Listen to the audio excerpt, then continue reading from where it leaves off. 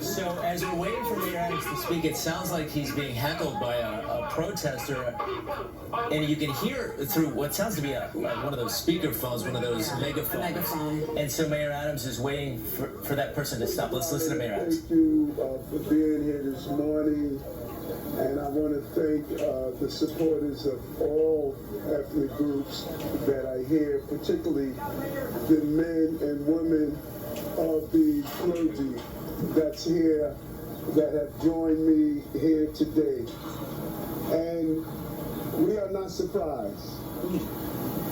We expected this. This is not surprising to us at all. The actions that have unfolded over the last 10 months, the leaks, the commentary, the demonizing, this did not surprise us that we reached this day. And I ask New Yorkers to wait to hear our defense before making any judgments.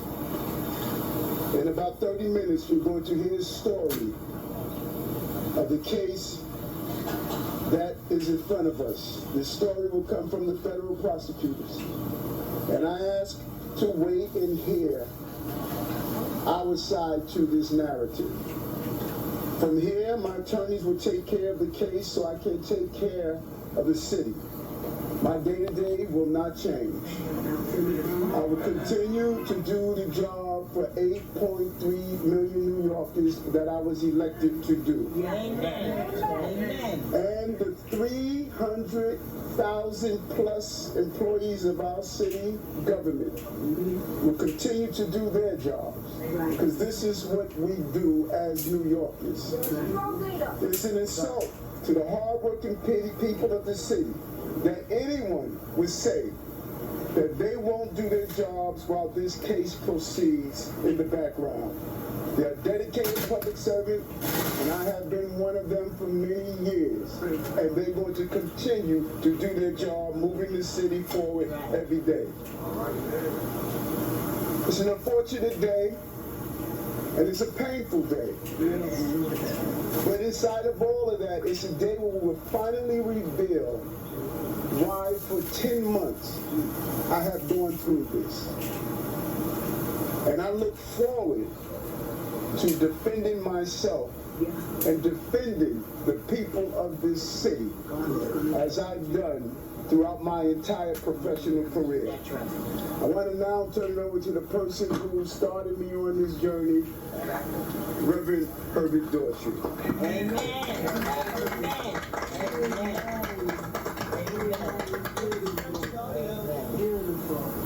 Thank you, Mr. Mayor. You are mayor, and will be to time come, still will be our mayor. To all the supporters, irrespective of what people say, he's still our mayor. As he has indicated, we started on a journey a long time ago. I encouraged him to join the police department. He did, and you know the rest of the story. So, you know, Mr. Mayor, Eric, there's one more battle we have to fight. There's one more battle we have to fight. And we're not about to quit. We're not about to give up. We'll be there. We'll be there to the end. God bless you. God be with you. We're going to win this fight. Hey, Joe, let me get an umbrella, put it on the device so the water won't get inside there, Robbie. Hold on one moment. You know we don't do this calling out stuff at my press conferences. When we finish speaking, we will respond to a few questions. We just want to cover that. Are you good, Robbie? I affectionately call her Mother Dukes, has been a head of the NAACP and just a leader that has mentored me throughout my entire journey. I want to now come call up Mother Hazel Dukes. Yes. Good morning. My name is Hazel Dukes. I live in Holland.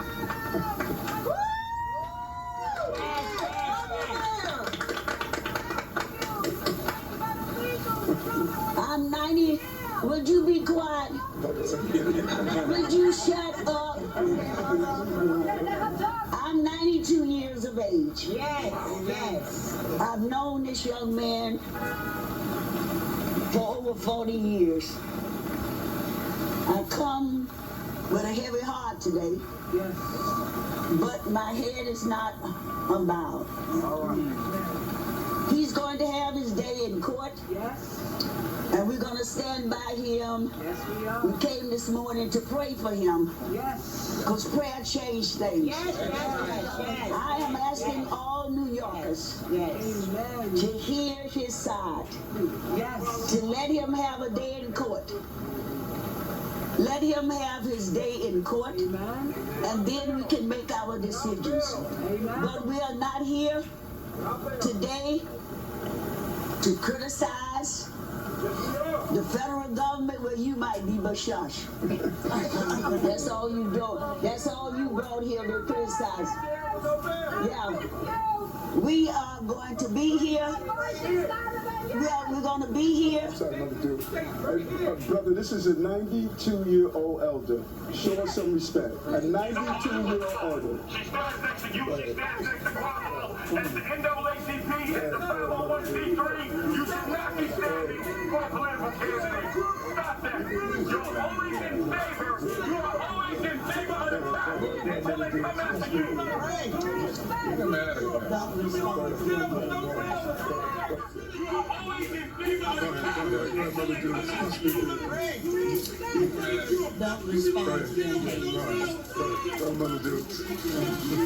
We're calling on all New Yorkers to listen carefully, not to the loudmouths, but listen to facts and figures.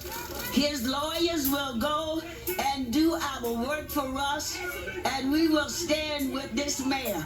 Right. Thank you.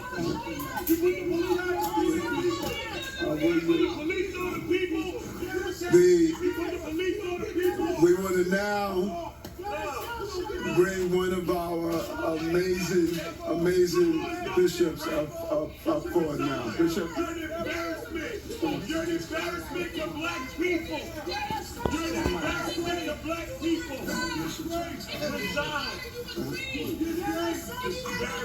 We are admonished to be angry and sin not. We can have our anger and we move forward. We move forward. We move forward. We move forward. We move forward. None of us.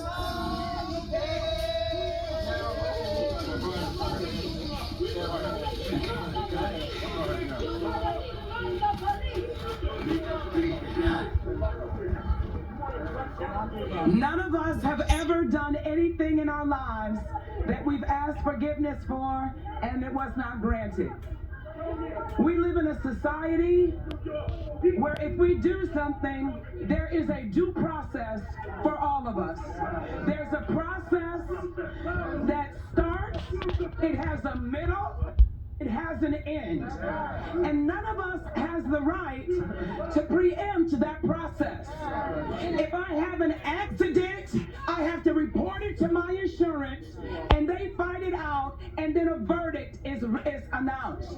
We cannot prejudge any situation in fear that we might prejudge it inappropriately. And the same justice that we want for ourselves, we want for our mayor. If I confess, I know there is a God that says he's faithful and just to forgive me of my sin and to cleanse me from everything that is unrighteous. Until the verdict is announced, we stand. We are not people who have a yellow strip down our back, and neither are we intimidated by loud voices. Whatever the truth is, the truth will prevail.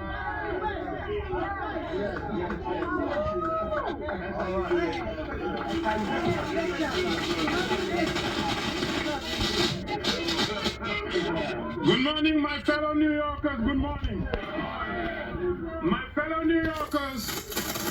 wanted to let you know, Mayor Eric Adams, whom you know for 62 years, who served you in the 80s and 90s, when New York was facing the worst time in its history, is the same mayor that's standing right here, is the same mayor that will stand tomorrow, and is the same mayor that will be re-elected.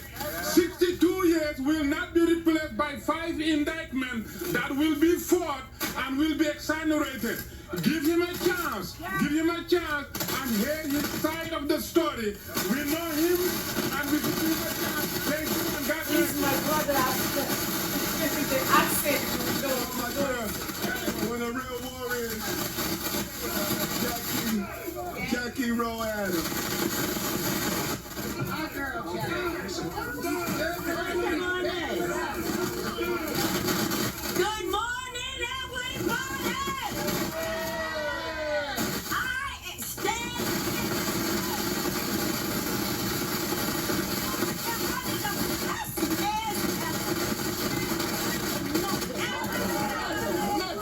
Do something and then you can say something. Do something. Mayor Adams stood on the steps of City Hall when he wasn't mayor, and I want y'all to hear this. We had families that just lost their kids to violence. The mayor, not you, but the mayor. He wasn't the mayor then. He stood with us on the steps and saved lives and called a question in 2006. At that time, I'm a mother who lost 2 kids to gun violence, and at that time, we should have had stop and frisk. Maybe my kids wouldn't be dead today. If they checked these kids that's 11 years old and 10, and they had stop and frisk, maybe the kids wouldn't be dead today. So I stand with Eric Adams, and I'm going to stand with him, and he ain't going nowhere. You are. Thank you.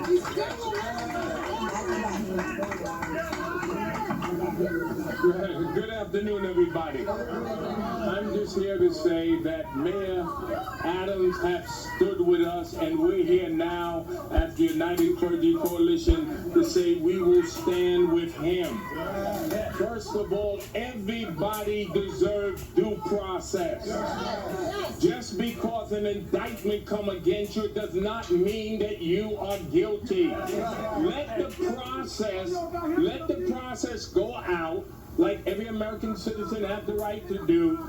If you don't like him, don't vote for him, but he's not resigning, he's not quitting, and we stand behind him and say the community's behind him, and we want him reelected. Go talk to Donald Trump with 34 counts, and you ain't protesting nowhere.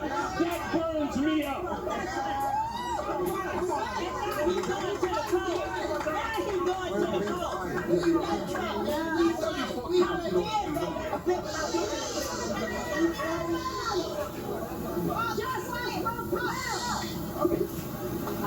How are you? Good to see you. Yeah. The very first time you actually read the 7-page indictment, the first time you actually saw the allegations against you, and in reference to your statement last night about the migrant crisis, exactly who in the federal government, White House, to say it's targeting you for speaking out? We're talking about the Biden administration, or we're talking about Homeland Security? Who are we talking about with regard to that? And the first time you actually read this or got me today?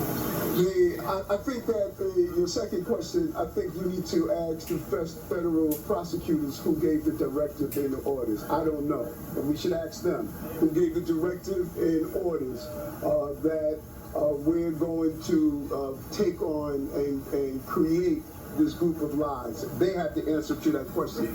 When it comes down to reading it, I peruse through it to get the top lines. The attorneys are going to dig into the crevices of it, but it is clear. Everyone that knows me knows I follow campaign rules and I follow the law. That is how I lived my life, and I don't see coming into the 60s at my age all of a sudden change what I've done all the time. I follow the law and I follow the campaign rules. Thank you. After a couple of weeks, some like 4 or 5 people from the staff have resigned. You have 60 days. Don't you feel afraid that more people is going to keep resigning and you're going to have some problems dealing with the case? No. Listen, we I think that people fail to properly realize that we have over 300,000 dedicated employees. Over 300,000. Those who decided to transition and do some more things with their lives, many of them told me ahead of time they were going to do that. But we have an amazing, credible team of dedicated New Yorkers, and they're going to continue to do that. I think that's what's going to surprise everyone. 10 months ago, when my phones were removed, like today it was about my phones. Same thing that happened 10 months ago. Today was about my phones. Let's get clear on that. When they removed my phones 10 months ago, people said that all of a sudden the city was going to collapse. It was not going to move forward. Look what has happened over 10 months. Over 10 months, more jobs in the city history. More small businesses open. Decrease in crime.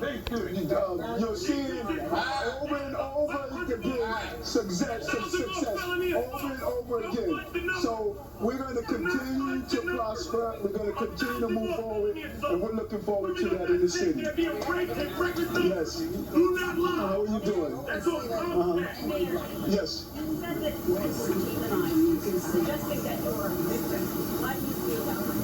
Well, listen, I think that when you do an analysis, and all of you have covered this, it is a felony to release a grand jury communications. That's a felony. So you can't break the law to enforce the law. And when you look at the drip of information, when you look at our cooperation, our attempts to sit down and cooperate, when you look at what has taken place, there's been a narrative of giving the appearance that there was something improper that's done and it was just wrong. Well, I think we should ask again, as I said earlier, we should ask those who are conducting this investigation, we should ask them who gave the directive to carry out what we have witnessed over the last 10 months. Over the last 10 months, you knew information before my attorneys knew information over the last 10 months. You reported that there was an indictment before my attorneys knew that there was an indictment. Over the last 10 months, this has happened over and over again, and this is not how our system of justice should operate. You support law enforcement. Yes. You support the feds. Yes, right, sir. Yes. The indictment has been unsealed. Now we know the federal government is looking to get paid and to close, influences into your campaign when you decided to be mayor. Yes. But you have suggested publicly that now you are a target of the federal government because of speaking with New Yorkers, meaning maybe that you're talking about the migrants. Can you clarify that point? I think I did. I think we should ask the federal investigators and prosecutors who gave the directive to take the actions that we are witnessing right now. I have ran many campaigns. I have been part of many campaigns. And the scrutiny of those campaigns always revealed the same thing. I follow the rules. I follow the law. I do not do anything that's going to participate in illegal campaign activity, and I will not do that. And I've instructed, not only in writing, but in verbal conversation to the team, we do not participate in straw donors, we do not participate in foreign donors, we know what those rules are, and we comply with those rules, and I think that my attorneys are going to reveal that as we move forward. Mayor, who is your point person dealing with major city businesses who deal with this? That's number one. And number two, is there any circumstance by which you would resign?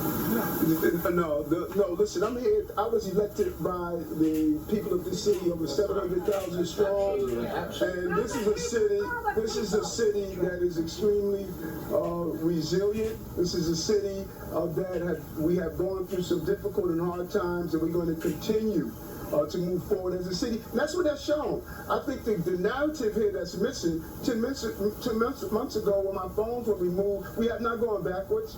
We have not stood still.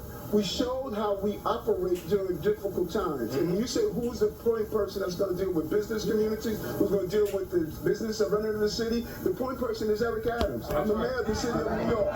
And I have a competent team, of deputy mayors, a competent team of people are going to continue to lean forward, and we're excited about that. Okay, go ahead, Katie. You say this is for retaliation for against the migrant crisis. According to the indictment, it dates back to 2021 campaign and a co-conspirator who said he's deleted messages from. I mean, the allegations seem to have gone on before you've been reporting for a year, almost a year. What do you say to that? I mean, you said you traveled to these countries, you denied that you took any action in these countries, you denied that you intervened on behalf of Yeah, that's the elaborate question. All the allegations in the 54-page indictment. Have you guys Listen, my legal team, thank you. My legal team is going to peruse the entire indictment. We got it today. When it was released, the news media received information before we did, as they have been receiving for the last 10 months. It appears as though the goal is to try this case publicly and not in the criminal justice system that's in place. And so based on what I read, it's clear that if it's campaign violations, I know I don't violate the campaign. That's right. If it's foreign donors, I know I don't take money from foreign donors. And I verbalize that to the team, both in writing and both in communication. And we will continue to do that. And we look forward for the legal team to handle this as I handle the city of New York and continue success that we witnessed in the last 2 years and 9 months as the mayor of the city of New York. Thank you very much. You're listening, the 110th mayor of New York City addressing the first ever indictment facing a sitting New York City mayor. Mayor Adams, again, denying the allegations, saying he followed the rules. Some of those allegations in a 57-page indictment that came down, 5 counts: bribery, solicitation of illegal foreign campaign contributions, wire fraud, conspiracy to commit wire fraud. We expect to learn much more in detail from the U.S. Attorney Damian Williams coming up in just moments as we're awaiting that press briefing to start at the bottom of the hour. So any moment, the U.S. Attorney for the Southern District of New York expected to come out. But Shirlene, it's interesting when you heard from Mayor Adams, and there was this remarkable moment of a back and forth with some of the people there gathered outside Gracie Mansion, critics of the mayor, no doubt. Many of the critics shouting criticisms of when he was a police captain back in the day, mentioning stop and frisk, but trying to shout down these defenders of the mayor who came out strongly supporting the mayor and his actions. Right, he certainly had his supporters, and what it appeared to be were a lot of members of clergy who came out to speak on his behalf to support him. But then, yes, we did hear from his detractors, the hecklers, who said that he is an embarrassment. But you also heard the mayor say plainly that his day-to-day isn't changing and that he is not stepping down. We continue to take a look at the podium of the Southern District. We're awaiting Damian Williams to come forward and speak on these charges. As soon as he does, we'll bring you those comments because we want to get more detail into exactly what the mayor is now facing. But let's go to Phil Tate. And Phil, as I toss to you, the mayor also said, my attorneys will take care of the case so I can take care of running the city. Although when you see the criticism displayed in such fashion with a megaphone shouting at the mayor, no doubt he's going to have these critics follow him around. And this is, for however to describe it, it is a distraction, especially right now. What was that scene like, and what were the critics saying to the mayor and his supporters?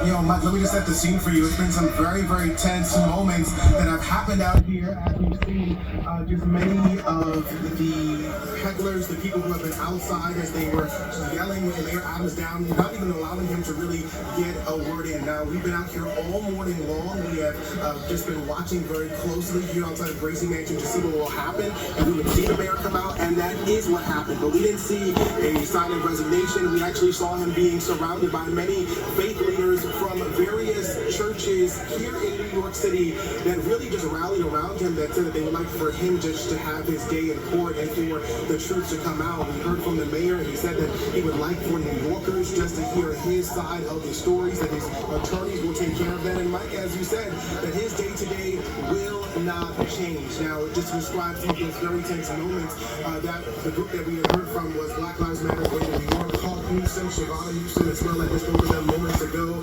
and we'll have more from them coming up at noon.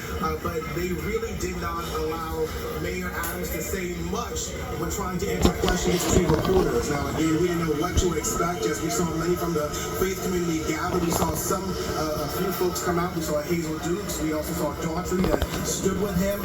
So it was some very, very tense moments. Again, this morning, as we've been reporting, we saw those federal agents. They came here to Gracie Mansion. They ascended here on the property. They had issued a subpoena. We also know that his phone was seized. Attorneys had spoke out after that. They'd given us that statement and basically said that they had made a spectacle of this, and that if they wanted to take his phone, that he would have gladly given that over. But again, this is an unprecedented moment as to what we're seeing. That Mayor Adams says that this is a day that they saw coming. And unfortunately, for many who have just been walking by in this area, we've just been seeing much sadness from New Yorkers saying that the mayor should resign. I'll send it back to you guys inside of the studio. Phil, thanks so much. Once again, the mayor has been indicted on 5 federal charges, making him the city's first mayor to be criminally charged while in office. And, we saw that 57-page indictment. We continue to comb through it, and we're going to get some more clarity as we take a live look right now at the Southern District. The mayor also adding that he is, quote, not surprised. This has been 10 months of a controversy circling one of the investigations hovering over City Hall. He says he blames leaks and commentary and the demonizing of his administration, and again told our Darla Miles, you have to ask federal prosecutors, quote, who gave the orders, inferring that he is some sort of a victim in this case. We see some of the assistant attorneys making their way in. It will be interesting to hear, because in the 57 pages of the indictment, as we've been going through it, there are details, there are pictures and allegations of this behavior dating back to when he was Brooklyn Borough President, so before he was elected to mayor. I believe it's a 9-year period, right? In 2021. And so the other interesting aspect to all of this is that what will it be like moving forward? We've already seen a number of high-profile resignations as of late. Some possibly connected to the investigation, some not. Now, let's hear more from the U.S. Attorney Damian Williams of the Southern District. For gathering. My name is Damian Williams, and I'm the United States Attorney here in the Southern District of New York. Today we are announcing campaign finance, bribery, and conspiracy charges against Eric Adams, the mayor of New York City. As the indictment alleges, Mayor Adams engaged in a long-running conspiracy in which he solicited and knowingly accepted illegal campaign contributions from foreign donors and corporations. As we allege, Mayor Adams took these contributions even though he knew they were illegal, and even though he knew these contributions were attempts by a Turkish government official and Turkish businessmen to buy influence with him. We also allege that the mayor sought and accepted well over $100,000 in luxury travel benefits from some of the same foreign actors who arranged many of the illegal campaign contributions. These benefits included free international business class flights and opulent hotel rooms in foreign cities.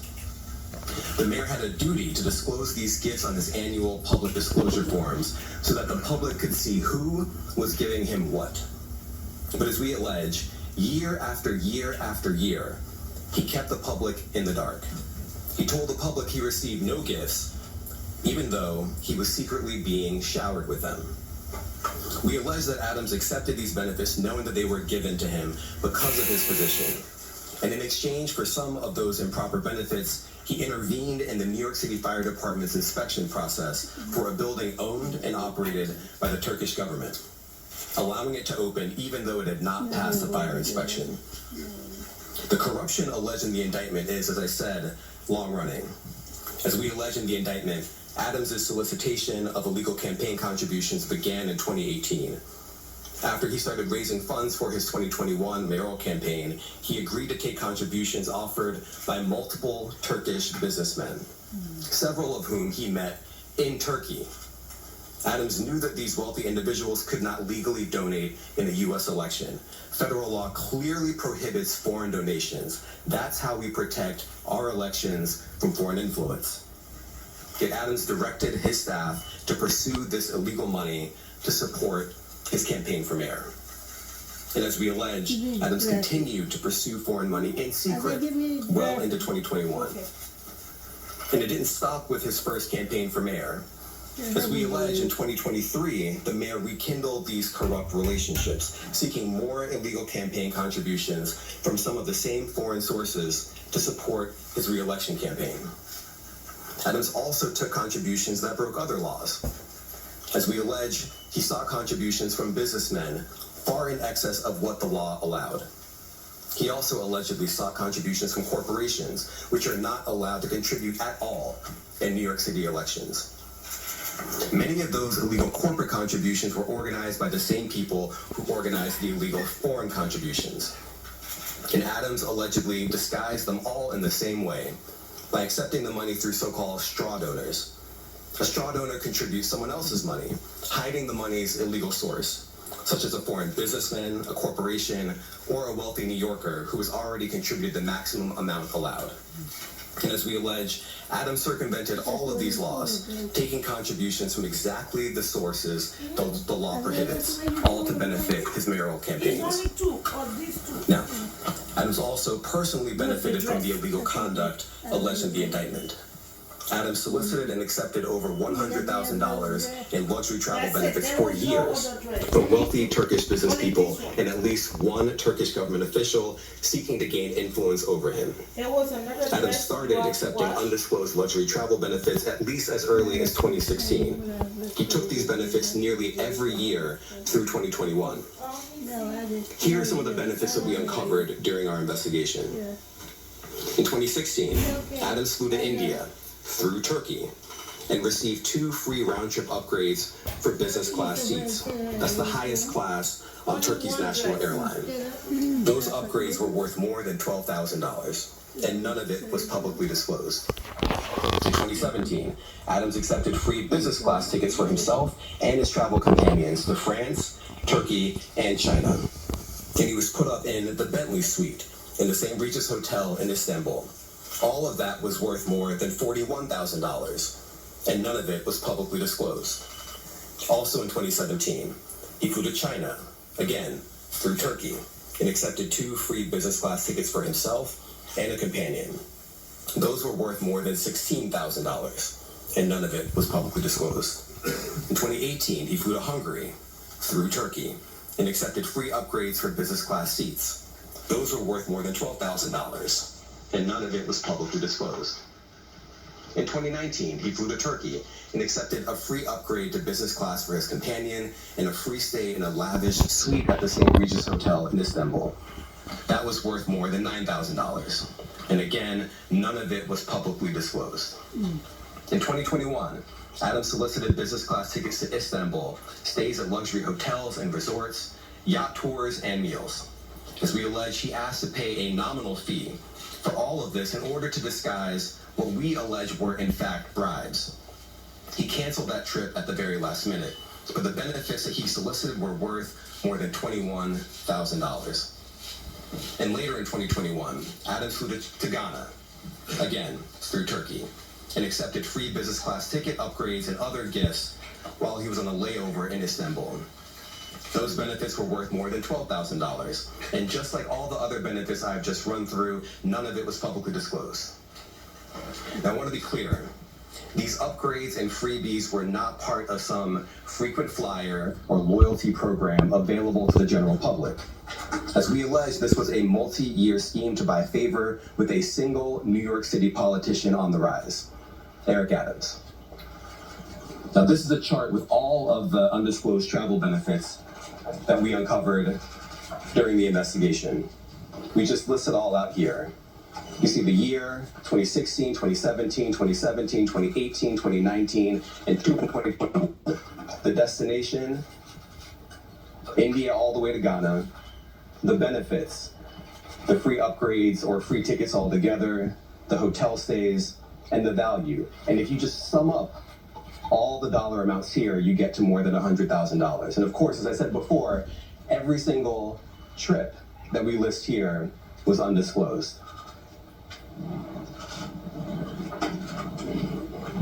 As we allege in the indictment, in addition to not disclosing these benefits, Adams sometimes created fake paper trails to try to cover up the travel benefits he solicited and received.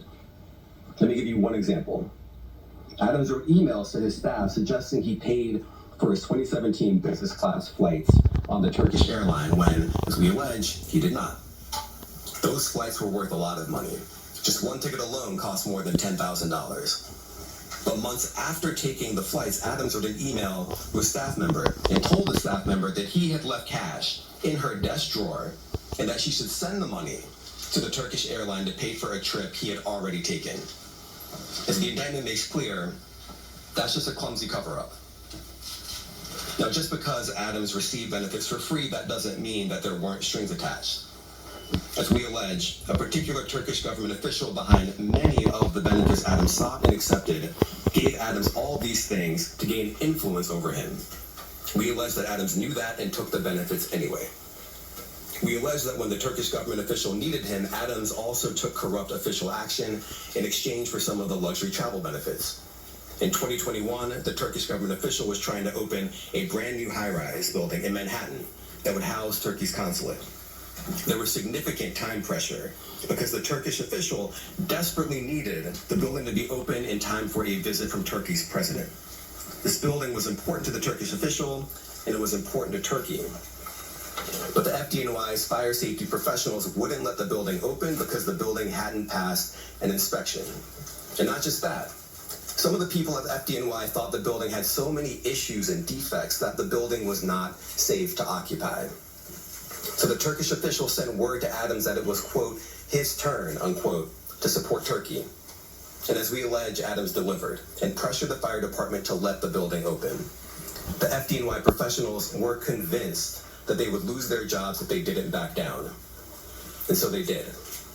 They got out of the way and let the building open. The Turkish official got what he wanted, and as we explain in the indictment, just 4 days after Adams held up his end of the bargain, he went right back to soliciting more travel benefits from the Turkish airline. Now, I want to make 3 things crystal clear. First, the conduct alleged in the indictment, the foreign money, the corporate money, the bribery, the years of concealment, is a grave breach of the public's trust. Public office is a privilege. We allege that Mayor Adams abused that privilege and broke the law. Laws that are designed to ensure that officials like him serve the people, not the highest bidder, not a foreign bidder, and certainly not a foreign power. These are bright red lines.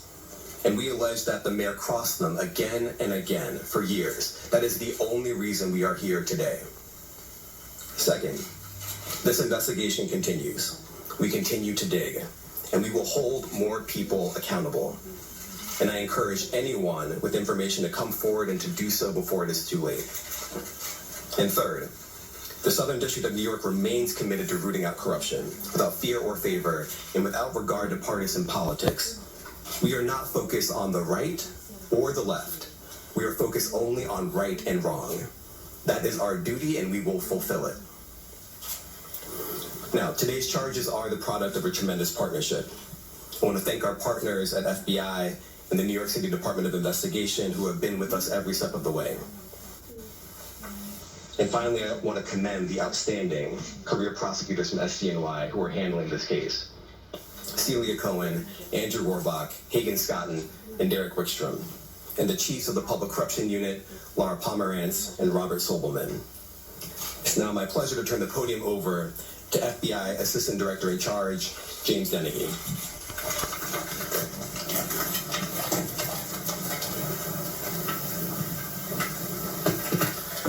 Good Good morning, and thank you for being here today. The indictment of a sitting mayor is not just another headline. It is a stinging reminder that no one is above the law or beyond reproach.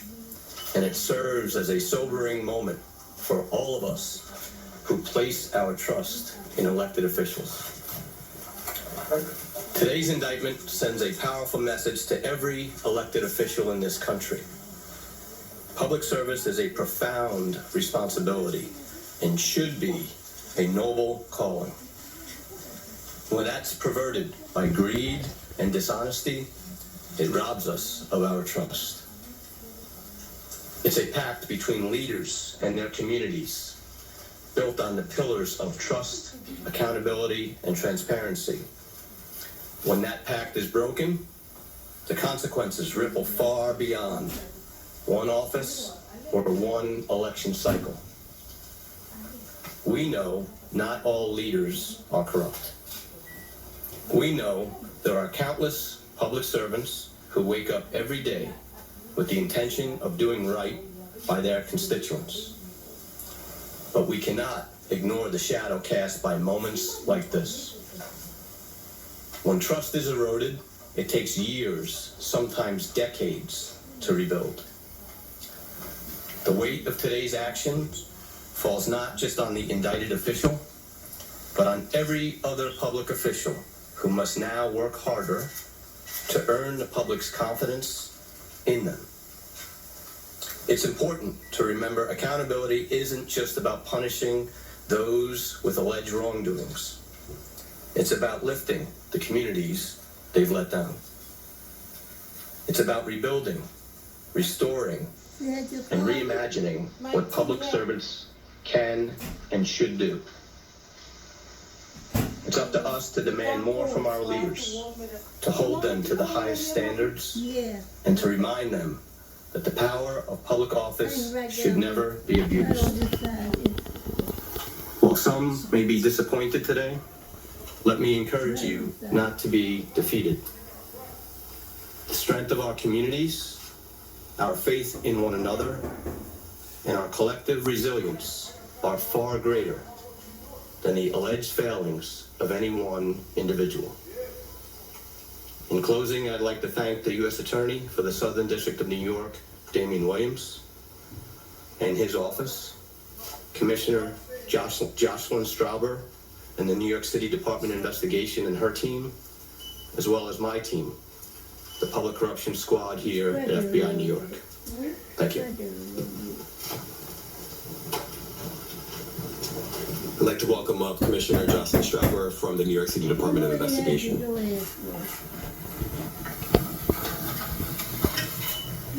Thank you, Damian. Good morning.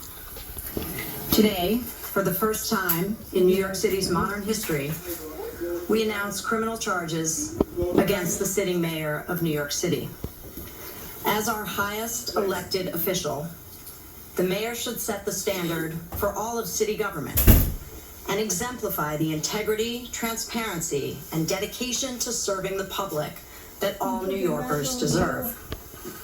Instead, the indictment unsealed today alleges that Mayor Adams abused his power and position for nearly a decade as Brooklyn Borough President and as mayor to enrich himself and his mayoral campaigns. As charged, he sought and received illegal campaign contributions, luxury travel, and other personal benefits from foreign nationals, as well as individuals and businesses. He allegedly took steps to conceal those illegal contributions and personal benefits, and involved city employees and campaign staff in that concealment. As the indictment explains, this kind of corruption has real costs to the city and to the public. As alleged, the mayor's 2021 campaign falsely certified compliance with campaign finance laws in order to conceal those illegal campaign contributions, and as a result of those false certifications, received over $10 million in public matching funds. The mayor's alleged acceptance and concealment of illegal contributions and personal benefits gave overseas benefactors, wealthy individuals, and businesses undue influence over the mayor, influence that federal and local laws seek to prevent. And as charged, in exchange for certain personal benefits, the mayor pressured the New York City Fire Department to forego a required fire safety inspection before the opening of the new Turkish consulate building. As the city's Inspector General, the Department of Investigation, a city agency, conducts its investigations confidentially and wholly independent of City Hall. We handled this investigation as we would any other, following the facts and seeking to hold wrongdoers accountable no matter their role or title. Our unique access to city records and expertise in matters of city government make us a critical partner in the fight to root out corruption, working closely with our law enforcement colleagues at the FBI and the U.S. Attorney's Office. If you have information about this case or about illegal conduct by any New York City official or employee, I encourage you to contact DOI by email at tipline@doi.nyc.gov or by phone at 212-825-2828. I want to thank the U.S. Attorney's Office for the Southern District of New York and the FBI for their partnership on this investigation. And I want to recognize and thank the dedicated, hardworking DOI investigators who are handling this matter. Senior Inspector General Eleanor Rivkin, Inspector General Audrey Feldman, Deputy Inspectors General Arturo Sanchez and Trenton Sweeney, and their supervisors, Deputy Commissioners Christopher Ryan and Dominic Sorella. Thank you. Thank you, everyone. Can you just say, Mr. Mayor Eric Adams has said he's not going to resign? He said that this is a witch hunt.